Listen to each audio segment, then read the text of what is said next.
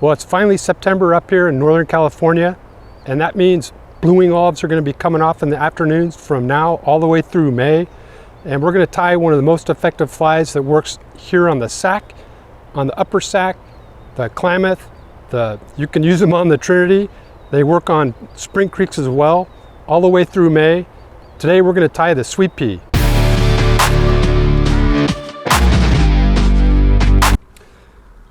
I've got a number 20 Sweet Pea chucked up in the vise, and as you can see, the abdomen is super slim.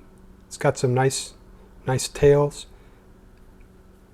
The Flashaboo wing case with the UV resin makes it pretty attractive. This is a pretty simple fly to tie with the peacock. So let's go ahead and start off.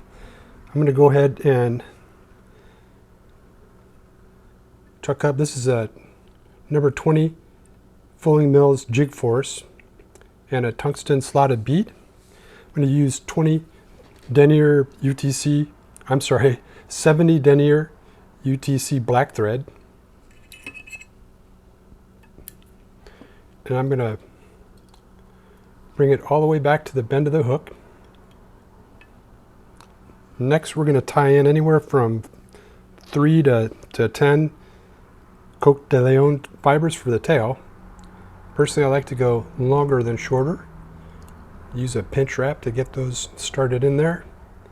And then after I make a couple of wraps, I'm going to go ahead and shorten it just a little bit.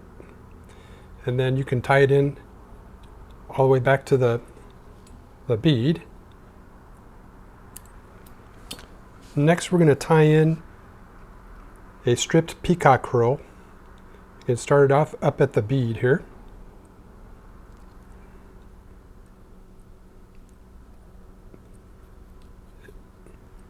And again, I'm going to uncord my thread here quite a bit so that I can get some nice flat wraps to maintain that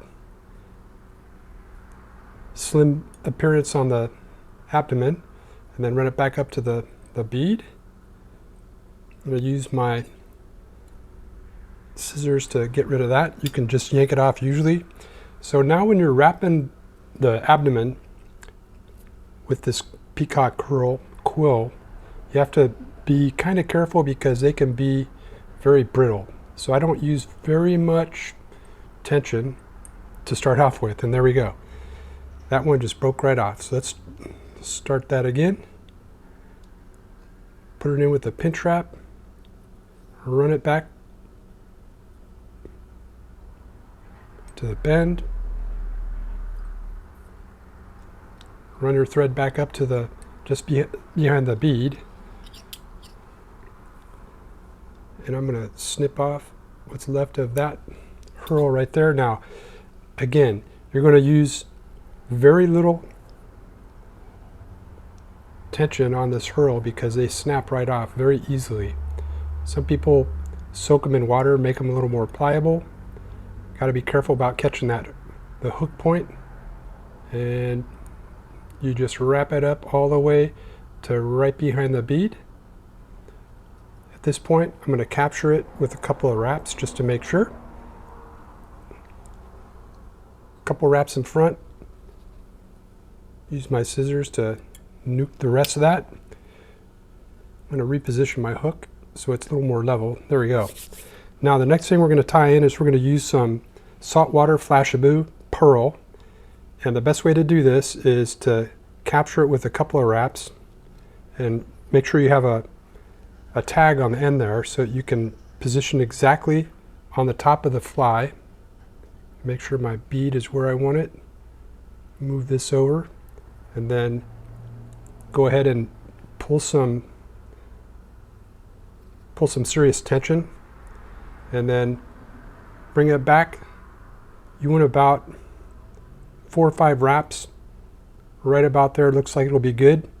I'll bring this back forward, and instead of using my scissors, I'm going to use a craft utility blade.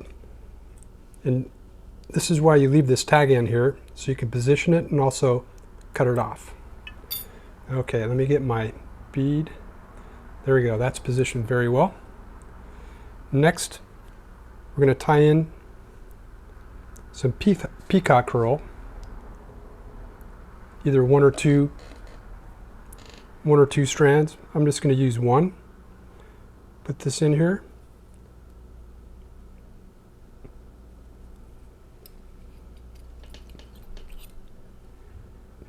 Get rid of the end.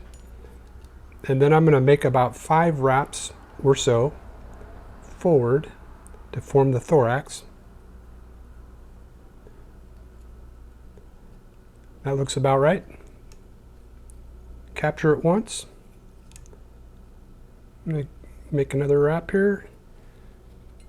And I'm going to get rid of the end.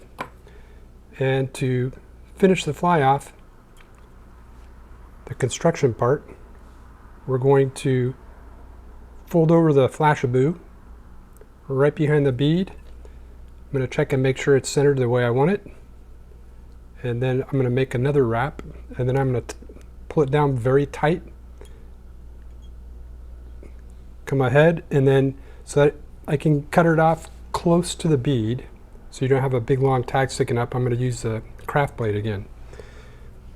At this point, we can use the whip finisher. Put about 3 or 4 good wraps on there. Tension it up. Part the thread. We have a little bit there. I'm just going to trim it. And then to finish this fly, we're going to use some thick UV resin on the Flashabou wing case. And I like to fill up the slot in the bead and then bring it back over the wing case. We'll let that sit there. That looks about right. Use your UV light to cure it for 10 or 15 seconds. And that's going to make a pretty nice hot spot for the fish that'll attract it. Looks like a bubble for an upside down hatching Baetis nymph. And there you go.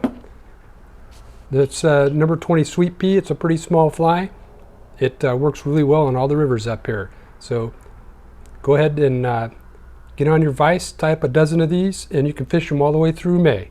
I'm Bryan Quick with the Fly Shop, and I hope you can get out and fish as much as you want.